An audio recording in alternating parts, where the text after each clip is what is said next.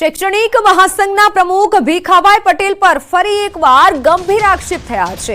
બળવંતસિંહ ડાંગરે કહ્યું કે ભીખાભાઈ પટેલે ખોટી રીતે પગાર લીધો છે, તેની સામે કાર્યવાહી કરવા માટે માંગ કરી છે। ભીખાભાઈ પટેલે ખોટી રીતે પગાર લીધો છે તેવો આક્ષેપ કરાયો છે। છેલ્લે તેઓએ સ્ટેટ રિસોર્સ પર્સન તરીકે બિનઅધિકૃત રીતે હુકમ કરાવડી અને તેમણે કોઈ પણ જાતની સ્ટેટ રિસોર્સ પર્સનની કામગીરી કરેલ નથી અને તેમણે પગાર મેળવ્યો છે કે ભીખાભાઈ પટેલ ઉપર કાયદેસરની કાર્યવાહી કરવામાં આવે, ખોટી રીતે પગાર મેળવ્યો છે એ પગાર રિકવર કરવામાં આવે અને એમને પ્રત્યક્ષ પરોક્ષ રીતે મદદ કરનાર અધિકારી પદાધિકારી પર કાયદેસરના પગલાં લેવામાં આવે। દાહોદના શિક્ષક બળવંતસિંહ ડાંગરે શૈક્ષણિક મહાસંઘના પ્રમુખ ભીખાભાઈ પટેલ પર આક્ષેપો કર્યા હતા।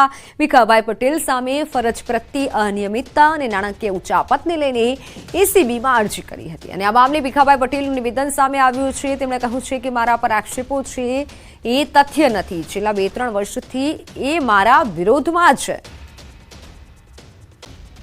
2-3 વર્ષથી મારા ઉપર વિવિધ પ્રકારની 12 થી 13 આરટીઆઈ કરી છે, अलग अलग आक्षेपो कर्या छे। व्हाट्सएप ग्रुपोनी अंदर मारा विरुद्धमां मोटा पाया पर लखाण चालू कर्युं छे। छेल्ला 3 वर्षથી आ ઝુંબેશ છે। બળવંતભાઈ ડાંગર જે પ્રકારે હું સીઆરસી હતો એ પ્રકારે એ પણ સીઆરસી હતા, એમની પણ તપાસ થાય તો ખબર પડે કે કેવી રીતે એની અંદર નાણાકીય ગેરરીતિ થઈ શકે છે। ચૈતર વસાવા પર મનસુખ વસાવાનો મોટો આક્ષેપ, ધારાસભ્ય જ જંગલો કાપી રહ્યા છે। ચૈતર વસાવાએ જંગલની જમીનમાં પોતાનું ઘર બનાવી દીધું છે। જંગલની જમીનો ચૈતર અને તેના સગાઓએ ગેરકાયદેસર ખેડી કાઢી છે તેવા આક્ષેપ મનસુખ વસાવાએ કર્યા છે। વન મહોત્સવ કાર્યક્રમમાં ડેડિયાપાડાના ધારાસભ્ય પર મનસુખ વસાવા વિફર્યા હતા। ફોરેસ્ટ વિભાગ કેસ કરે કે ન કરે, મનસુખ વસાવા કેસ કરશે। ચૈતર વસાવા હોય કે કોઈ પણ ચબરપંથી હોય, મનસુખ વસાવાને કોઈનો ડર નથી તેવા નિવેદનો આપ્યા હતા જાહેર મંચથી। વન વિભાગના અધિકારીઓને મીટિંગ અને તપાસની સૂચના આપી છે। ફોરેસ્ટ વિભાગ શું કામગીરી કરી તેનો હિસાબ આપવો પડશે તેવું સાંસદ મનસુખ વસાવાએ તેવું નિવેદન આપ્યું છે। कोई केस नहीं करे तो मनसुख वसावा केस करते। आवा गुનેગારો સાથે કર્મચારી કામ કરે છે તો એના ફીલ્ડ પર પોલીસ ઇતના કામ કરે છે, એને ધમકાવો તમે, એની ડ્યુટી છે, એને કોઈ અરજી થઈ હોય તો ચેક કરી દેવા માટે। ધારાસભ્યના સગા સંબંધીઓ કે એના આસપાસના લોકો જંગલમાં ફાળે ત્યાં ઘર બાંધી દેવાનું, જંગલની જમીન ખેડી લેવાની। ન્યાય આને ન્યાય ના કહેવાય ના, આપણે બધા ન્યાયના દેવતા પર બેઠેલા, ન્યાય કરવો પડે। બીજા સરકારમાં રખો, તમારી બહુ મોટી જવાબદારી છે। મનસુખભાઈ સંસદ સભ્ય આ વાત કરી ભાષામાં લખો, તમે મુખ્યમંત્રી લખો અને ત્યાંથી પણ અમલવારી નહીં થતી હોય તો ભારત સરકારમાં લખીશ। આવા લોકોને છોડાય ના। કોણ બતાવે છે સહી કઈ એવી ટોપી છે કે આવા ગુનેગારોને બચાવવાનું કામ કરે છે? અને કેટલીક જગ્યાએ એમને પોતે પણ એના સગા સંબંધીઓએ જંગલ કાપીને ખેડાણ કર્યું છે। મારી પાસે આધાર પુરાવા છે એટલે હું બોલું છું, મારે કોઈને ઉતારી પડવાની જરૂર નથી। પણ એક ધારાસભ્ય તરીકે, આગેવાન તરીકે આ પ્રકારનું કાર્ય કરશે તો પછી સામાન્ય માણસ પણ એમાં જોડાશે। તો મોરબીમાં ચોંકાવનારી એક ઘટના સામે આવી છે। વિદ્યાર્થીઓ માટેની સાયકલો ભંગાર હાલતમાં જોવા મળી। 1200 જેટલી સાયકલ પડતર અવસ્થામાં હોય તેવા દ્રશ્યો સામે આવ્યા। મેદાનમાં પડેલી સાયકલો વચ્ચે ઘાસ પણ ઉગી નીકળ્યું, છતાં વિદ્યાર્થીઓ સુધી આ સાયકલો ન પહોંચી। ડોક્ટર બાબા સાહેબ આંબેડકર કુમાર હોસ્ટેલમાં ભંગાર હાલતમાં સાયકલ હોવાના ચોંકાવનારા ખુલાસા થયા છે। દ્રશ્યો સામે આવ્યા છે। નવી નક્કોર 1200 જેટલી સાયકલ પડતર અવસ્થામાં જોવા મળી છે। કેટલાક સમયથી પડતર પડેલી સાયકલોમાં ઘાસ ઉગી નીકળ્યું।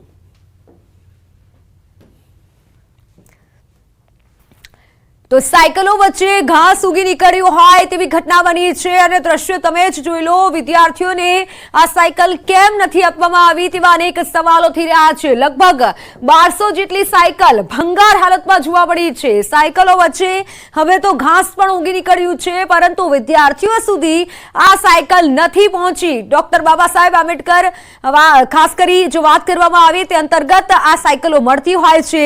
1200 જેટલી સાયકલો આપવાની હતી, પરંતુ તે સાયકલ આપવામાં નથી આવી। આ મોટા ખુલાસા થયા છે। ડોક્ટર બાબા સાહેબ આંબેડકર કુમાર હોસ્ટેલમાં ભંગાર હાલતમાં આ સાયકલ હોવાનો ચોંકાવનારો ખુલાસો થયો છે. દ્રશ્યો તમે જ જોઈ લો કે હવે તો સાયકલ જેટલું ઘાસ ઉગી નીકળ્યું છે. જ્યાં આ સાયકલને રાખવામાં આવી છે ભંગાર હાલતમાં સાયકલ પડી છે, છતાં પણ જરૂરિયાતમંદ વિદ્યાર્થીઓ સુધી આ સાયકલો નથી પહોંચી. અનેક સવાલ ઉઠી રહ્યા છે મોરબીમાંથી, જે પ્રમાણે સાયકલ આપણને જોવા મળી રહી છે, દ્રશ્યોમાં જ જોવા મળી રહી છે કે નવી નકોર સાયકલ છે, પરંતુ ભંગાર હાલતમાં છે. કારણ કે વિદ્યાર્થીઓને આ સાયકલ નથી આપવામાં આવી. ત્યારે સવાલ થાય છે કે વિદ્યાર્થીઓ સુધી કેમ આ સાયકલ નથી પહોંચી. જિલ્લા શિક્ષણ અધિકારી કમલેશભાઈ આપણી સાથે જોડાઈ ચૂક્યા છે. કમલેશભાઈ, ન્યૂઝ 18 ગુજરાતીમાં આપનું સ્વાગત છે. વિદ્યાર્થીઓ સુધી આ સાયકલ કેમ નથી પહોંચી, સૌથી મોટો તો પહેલા એ સવાલ થાય છે. જી, અમારે જિલ્લા શિક્ષણ અધિકારી કચેરી સાથે એને કોઈ નિસ્બત નથી. એનું વિતરણ અમારે કરવાનું નથી હોતું, એટલે હું એનો જવાબ આપી શકું એમ નથી. કારણ કે અમારે તો એની સાથે કોઈ લેવા દેવા નથી. અમારે સમાજ કલ્યાણ વિભાગ દ્વારા આપ માહિતી મેળવી શકો છો એની પાસે. એટલે પણ એ પણ સરકારમાં જ આવે છે ને, કે કેમ આ સરકારી સાયકલો છે ને? એ વાત ખરી, પણ એ સમાજ કલ્યાણ વિભાગના વડા છે, એ આપને માહિતી આપી શકશે. અમારે એની સાથે કોઈ માહિતી હોતી નથી અમારી પાસે. અને આપ આપના વતી શું કહેવા માંગશો? વિદ્યાર્થીઓ સુધી તો આ સાયકલ પહોંચવી જોઈએ કે કેમ? આપ જિલ્લા શિક્ષણ અધિકારી છો. જરૂર પહોંચવી જોઈએ, જરૂર પહોંચવી જોઈએ, સમયસર પહોંચવી જોઈએ. અને જો ના પહોંચી હોય તો શું આપના મતે કાર્યવાહી થઈ શકે આગળ? હા, એમાં તો અમે કઈ ન કરી શકીએ, કારણ કે અમારા વિભાગમાં અંદર નથી આવતો. અમે તો ઈચ્છીએ કે ઝડપથી છોકરીને મળી જાય, પણ આપ જે તે વિભાગના પર્સનને પૂછશો તો આપણે વધારે માહિતી આપી શકે. કારણ કે જે હોસ્ટેલ છે તે જ ડોક્ટર બાબા સાહેબ આંબેડકર હોસ્ટેલ છે, અને તેમાં જ આ સાયકલો ધૂળ ખાઈ રહી છે અત્યારે. એટલે મોટો સવાલ તો જિલ્લા દરેક ઉપર થાય છે. આપનો ખૂબ ખૂબ આભાર ન્યૂઝ 18 ગુજરાતી સાથે જોડાયા તે બદલ. તો હાલ આપણી સાથે જિલ્લા શિક્ષણ અધિકારી હતા, અને તેઓનું એવું કહેવું છે કે આ અમારામાં નથી આવતું, પરંતુ જે તે લાગતા વળગતા છે તેને પૂછવું જોઈએ. અને સવાલ તે લોકો પર પણ થાય છે કે કેમ આ સાયકલ હજી સુધી નથી આપવામાં આવી. સાયકલ જેવડું ઘાસ ઉગી નીકળ્યું છે, છતાં પણ જરૂરિયાતમંદ વિદ્યાર્થી સુધી આ સાયકલ નથી પહોંચી. તો અમદાવાદમાં આરટીઈના વિદ્યાર્થીઓ સાથે ભેદભાવનો આરોપ છે. ગોતાની KN પટેલ સ્કૂલ સામે વાલીઓએ આક્ષેપ કર્યો.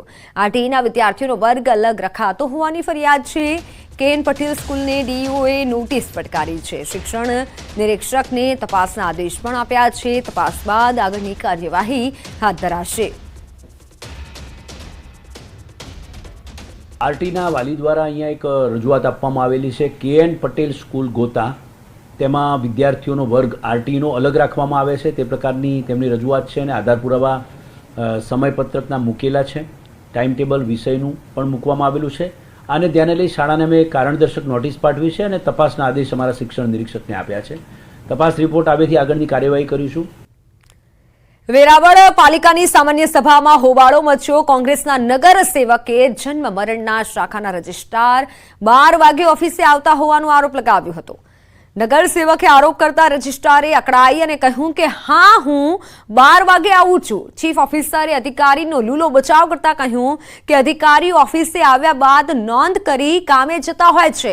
કંઈક હશે તો અમે કાર્યવાહી કરીશું.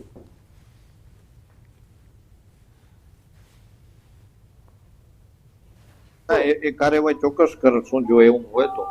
પણ એ હાજરી અંગત કારણોસર ગેરહાજરી ન હોવી જોઈએ. જો બહારે જવાનું થાય તો સરકારી કામે હોવી જોઈએ.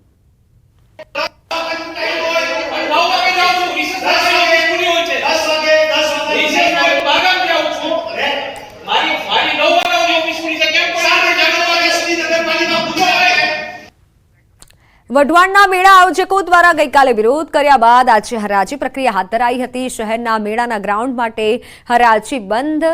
હરાજી દરમિયાન સૌથી ઊંચો ભાવ ₹55.26 લાખ બોલાયો. સૌથી ઊંચી બોલી બોલનાર મેળા આયોજકને ગ્રાઉન્ડ ફાળવાયું હતું. ગ્રાઉન્ડ ફાળવવામાં આવ્યું હતું. સરકારની લોકમેળા માટે જાહેર કરેલ તમામ SOPનું ચુસ્તપણે પાલન થશે. વઢવાણના લોકમેળા માટે કુલ 11 મેળા આયોજકોએ ટેન્ડર ભર્યા હતા. પાલિકાના ચીફ ઓફિસર, પ્રમુખ, એન્જિનિયર સહિતના હોદ્દેદારોની ઉપસ્થિતિમાં હરાજી કરાઈ હતી. ગઈકાલે મેળા આયોજકો દ્વારા વિરોધ કરવામાં આવ્યો હતો અને એક મીટિંગ પણ મળી હતી. લોકમેળા માટે 11 આયોજકોએ ટેન્ડર ભર્યા હતા. તો આ તરફ વઢવાણ ચીફ ઓફિસર સહિતના હોદ્દેદારો પણ તેમાં ઉપસ્થિત રહ્યા હતા.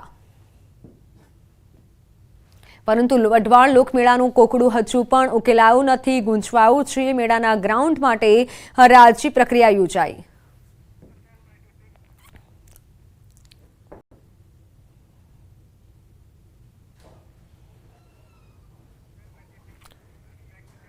બોટાદની આસ્થા ચેરિટેબલ ટ્રસ્ટના દિવ્યાંગ બાળકો દ્વારા અનોખી પહેલ કરવામાં આવી. બાળકોએ વેચાણ માટે રાખડી બનાવવાની શરૂઆત કરી. અલગ અલગ ગ્રુપમાં વિદ્યાર્થીઓ રાખડી બનાવી રહ્યા છે. મનોદિવ્યાંગ બાળકોની રાખડીઓનું વિવિધ શાળા કોલેજોમાં સ્ટોલ મારફતે વેચાણ કરાશે. રાખડીના વેચાણ થકી જે નફો આવશે તે બાળકોની તાલીમમાં ઉપયોગમાં લેવાશે. રક્ષાબંધનનો તહેવાર આવી રહ્યો છે ત્યારે દિવ્યાંગ બાળકો રાખડી બનાવે છે અને આ રાખડીનું જુદી જુદી શાળા સંસ્થાઓ કોલેજોની અંદર વેચાણ સ્ટોલ ઊભા કરવામાં આવે છે. દિવ્યાંગ બાળકોએ હાલ 1000 જેટલી રાખડી બનાવી છે અને જુદી જુદી જગ્યાએ તેનું વેચાણ કરવામાં આવી રહ્યું છે. આ રાખડી થકી એમનું મનોબળ દ્રઢ બને છે. પીએમ મોદીના માનેલા બેન કમર શેખ આ વર્ષે પણ પોતે બનાવેલી રાખડી લઈ અને દિલ્હી જશે.